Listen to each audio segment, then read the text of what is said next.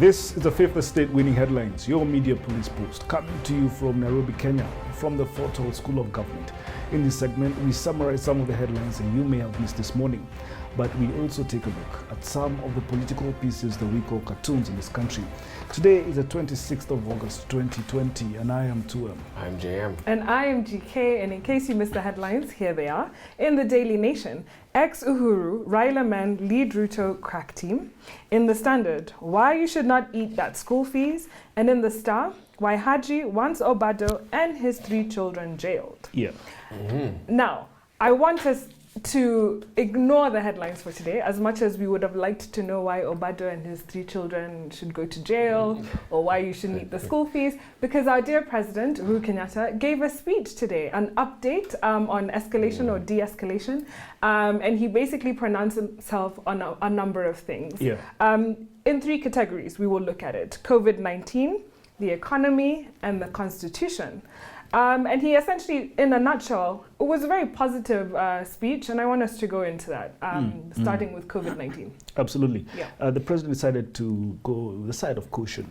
And I'd like to read something that he said that I found very profound. He said, as we enter the 6th month of war, we are also entering a phase known as a fog of war. This is where citizens, while maintaining their liberties, scramble for survival. And absolutely, I mean, he cannot make an irresponsible decision. He has to take care of all of us, and he has a responsibility for to Kenyans. Yeah. And there's some figures he mentioned to show that we are making progress against COVID. First, the positivity rate has fallen from 13% in June to 8%. And the positivity rate are those numbers of people who have recovered against infection, the number of infections that we have. Yeah. Now, should we reach 5% positivity rate, which is the WHO threshold, then he can open up country. Second, the recovery rate, and these are numbers of recoveries measured against infections, is about 60%, which I find very positive. So we're doing better than expected. We're doing better than expected. Fantastic. Absolutely. And I saw that he wants to start a national reference group on COVID-19. Yes. Basically to formulate strategies that will continue to deal with the pandemic. Absolutely. In response to it, which I thought was very positive and forward-thinking of him. Yes, absolutely. Fantastic. So if we move to the economy, I know fellow Kenyans really wanted to know whether booze is back. What we do know is that hotels can serve alcohol without you needing to be a resident. Yeah. Where it is, I think there's been confusion, is on restaurants. And restaurants have been told that they have to come up with a self-regulating mechanism, President's words, to figure out how they will come back and open and sell alcohol to Kenyans. Yes. But in the face of other things, he told us that the economy is actually doing better than we think and better than we feel. Yeah. Now, allow me to read a few things. He says, due to the tax cuts that they made in March, this has been able to put 47.8 billion shillings in the pockets of Kenyans. 14 billion has been paid in VAT refunds. And the economy, guys, has actually grown by 4.6% compared to 5.5% last year. Yeah. So it means that the growth rate has only dropped by 0.9%. Now, if we put this in a global context, most of the advanced economies of the world, the OECDs, have dropped by 1.8% in the first quarter of 2020. So Kenya isn't doing as bad as we feel. Yeah. Inflation as well, interestingly, is lower today at 4.4% compared to the same period last year where it was 6.3%. It means when you go into the shops, the cost of goods, price of goods has dropped, and you should sort of be feeling that. That's 1.9% difference. Yes. It's huge. Yes. And then he mentioned how government institutions such as KRA are sort of remodeling their approaches. They're sort of working out ways in which they can sort of either arbitrate or come to some agreement about how to collect taxes in a way that makes sense for Kenyans during a crisis such as this.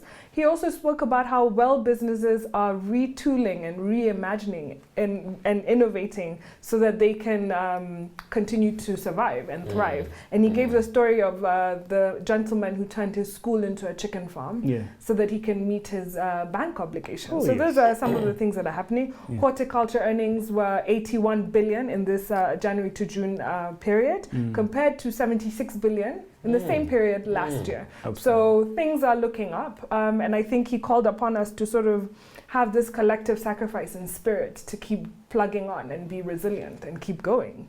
And Mitumba sales are back. So that industry is also going to be good. So let's move, I think, to the Constitution, which is how he ended his speech. Yes. So tomorrow marks the 10th year since we promulgated the Constitution of Kenya 2010. Yeah. And he took us back to his Madaraka address. And in that address, he had asked us, if you recall, to reimagine our nation, to imagine the Kenyan dream. And he said that we cannot reimagine, and I'm quoting him here, our nationhood without changing our political architecture. Yeah. And we cannot change this architecture without re-engineering our constitution.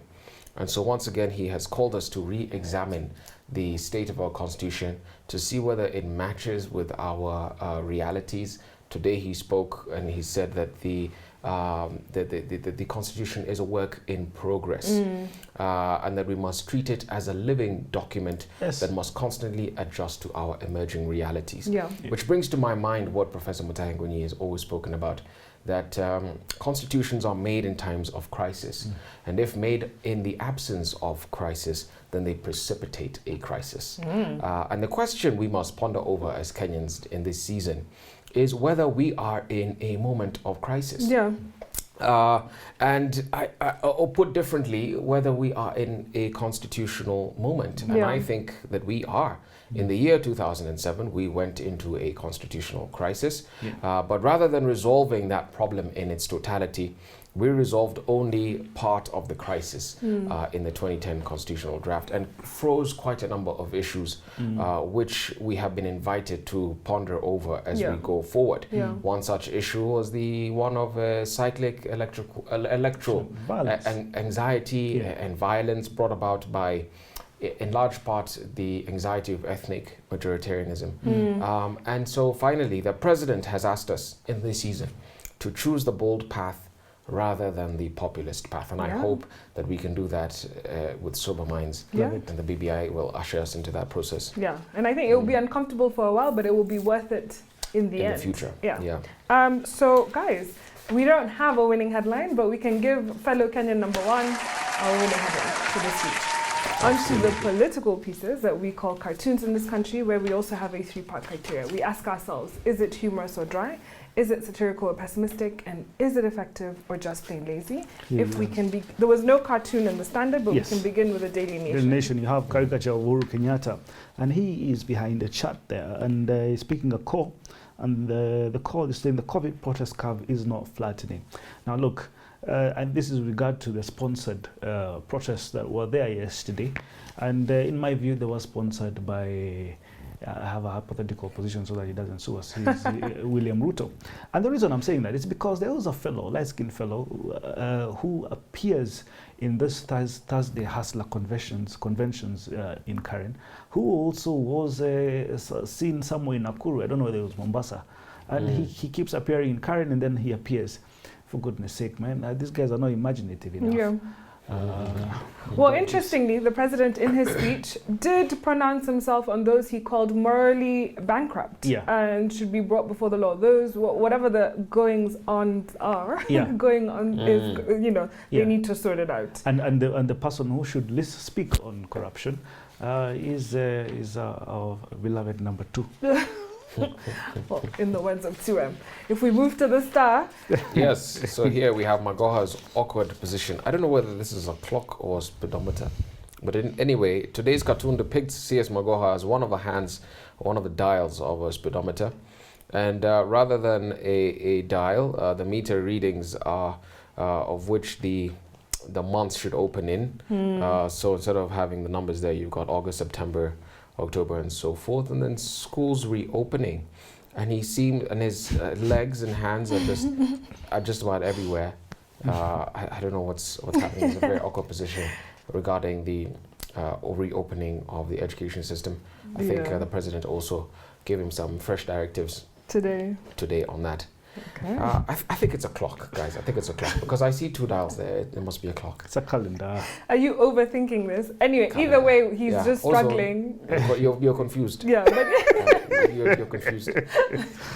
But I think he's struggling with, when to open. Some want him to open earlier, but I think we've been saying at this table, it calls upon the education ministry to sort of be creative about how kids can continue to learn. Yeah, whether they're physically in that location or separately at home, whatever it is. Yeah. Who do we give our winning cartoon? I think we don't give a winning cartoon. I think we don't give a winning cartoon. No? Honestly. Okay, so can we give a losing cartoon? Yes, to the Daily Nation. Okay, losing cartoon goes to the Daily Nation. And now for our final thought, but before we get there, please remember to subscribe to our YouTube channel. And now our final thought. It is inspired by a book entitled The Definitive Book of Body Language by Barbara and Alan Pease. Yeah, husband and wife duo. Meiji, that's what it's called. Well, this week we've been looking at strategy, seeking to understand what makes a good strategy, what makes a bad strategy, and why it matters. So yesterday we looked at predatory thinking and how to outthink your competition. And today we're looking at body language, which is an important part of any negotiation, any strategy, any presentation. And so we're looking at the definitive book of body language, which was written in 2004, which teaches readers how to decode non-verbal communication and how to improve one's own body language and to become an effective speaker and communicator. So Alan Pease and Barbara had also written the famous book, Why Men Don't Listen and Women Can't Read Maps, which I think we've done previously on the table. And they basically tell us a few things. One, that we judge people upon meeting them for the first time, just based on how they look. We assess their friendliness, their dominance, and whether they're potential sexual partners. And we do it primarily based on how they look. So Barbara and Alan Pease say that most people are actually unaware of the body language and signals they send out, which is interesting. So they give us cues for accurate body language reading. They said, number one, always read in clusters. So never interpret a gesture in isolation of other gestures of the overall circumstance. So for instance, if I put my arms like this, usually it will read that I am defensive, that I don't want you to talk to me. But if it is in winter time or it's cold, like cold season, I'm doing this because maybe I'm trying to keep warm. So they say read it in context, don't read it alone. Number two, look for compatibility. So women are really good at this. They look at those signals and see whether they're compatible with the thing they're looking at. They're very good at this, women's intuition. And then reading things in context, again. So look at the body language in terms of what situation you're in. Are you in a meeting? Are you in somewhere fun? Those kinds of things. So one of the things I picked up was on laughter. And they make interesting points. They say that the ability to make someone laugh is perceived as a very dominant trait. And women prefer dominant males. So, so interestingly, women will be attracted to men who make them laugh. I don't know. Tua, maybe you can tell us. And laughing... You already know. So when people laugh, it also tells them that they successfully can bond in a relationship, and that's usually quite a big cue for them. Yeah. Interestingly, they say a subordinate person will laugh to appease a superior person, whether the thing is funny or not. And the superior person will make the subordinate laugh, but not laugh himself. And this is his way of maintaining his own superiority, his or her superiority. Now, they say that studies have proved that encounters will run smoothly and last longer and have more positive outcomes and improve your relationships if you laugh and smile often. So when you see the other person smiling, you smile as well and you laugh, and it becomes a habit. They also say that smile and laughter builds the immune system. It's good for your health. Humor heals. And the last thing is that women intuitively smile more, and this is because of their evolutionary role as pacifiers and nurturers. So it doesn't mean that a woman can't be authoritative as a man, but the extra smiling can make her look less authoritative. And so because it's hardwired into our brain, when you go into a strategy meeting or you're somewhere quite serious, they say that women should smile less and so that they can appear more dominant, or mirror the amount of smiling that men do. I don't know if I agree. And then if men want to be more persuasive, the thing that you do is smile more. So that's what I got from it. Let me talk about mirroring. Yeah. And the authors ask, how can you adjust, or they tell us how you can adjust your body language to attract positive vibes when interacting with others. Yeah. And according to the authors, they say we should always be conscious of the mirroring technique. And people consciously or unconsciously constantly mirroring each other when they're together engaging. And here is why. When we meet others for the first time, we need to assess quickly whether they are positive or negative towards us, just as most other animals do for their own survival reasons. And we do this by scanning the other person's body to see if they will move or gesture the same way that we do. But we also mirror each other's body language as a way of bonding, being accepted, and creating a rapport, more importantly, with the other party. And so the question is, who mirrors whom? In social gatherings, the authors tell us, as well as relationships, the person with the highest status often makes the first moves and then the others copy, usually in that pecking order. And here are two examples, one of Bill Clinton and his wife, and the other of Prince Charles and Camilla. And Bill Clinton, in this photo, as you can see, the authors say, may have been the world's most powerful man, but when Hillary gestured, he copied. And when they walked hand in hand, she often had the front hold position. And this next picture is of Prince Charles and Camilla. Yeah. And they're walking they're walking in step next to each other. And Charles usually leads and Camilla follows slightly behind. And then he goes on to give invaluable advice to salespeople who are pitching products or ideas, particularly to couples. And he says, and the authors say, when presenting ideas, products, and services to couples, watching who mirrors whom reveals where the ultimate power or final decision-making ability lies. In a relationship, for example, if the woman makes the initial movements, however small, such as crossing her feet or lacing her fingers, and the man copies, there is little point in asking him for a decision. He doesn't have the authority to make it. Yes. Okay. Flip that. I'm not going to flip it. You will be shocked to know what I'm about to say. And the part of this book that I loved was, what's love got to do with it? You know what the central thesis here is this is a chapter for short people.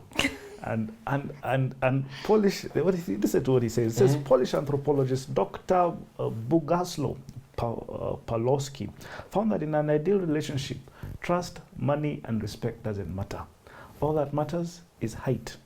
Now listen, in an ideal relationship, trust, money, and respect are less important than the height difference ratio of 1 to 1.09. Meaning, if your girlfriend or wife is 5.7 or 5 feet 7, then you should be around 6'1", 6'2". Or if it goes down a bit, 5'11", right?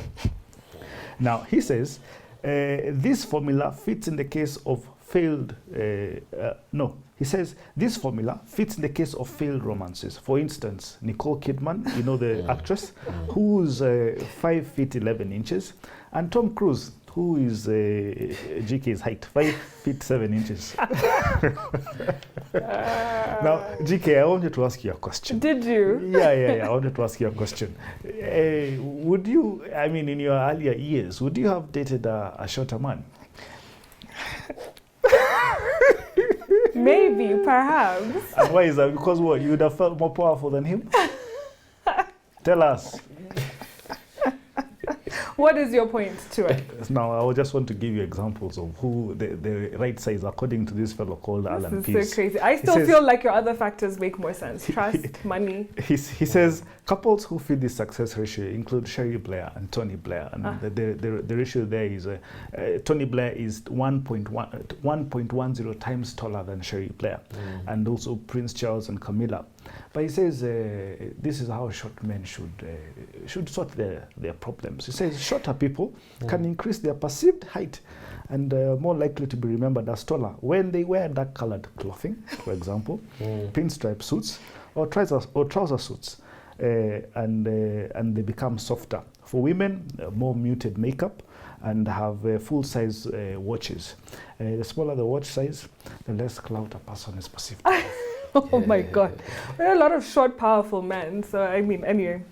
You would know. Okay, so on a day where we didn't have a winning headline, but we had a winning speech from our president and a losing cartoon from the Daily Nation, I want to leave you with this and listen very carefully. In the end, being perceptive means being able to spot the contradictions between someone's words and their body language. Overall, women are far more perceptive than men, and this has given rise to what is commonly referred to as women's intuition. I knew you wouldn't like that. Anyway, guys, please remember to subscribe to our YouTube channel. Go find us on TV and GoTV, Pan Peter, and stuff. Have a lovely evening.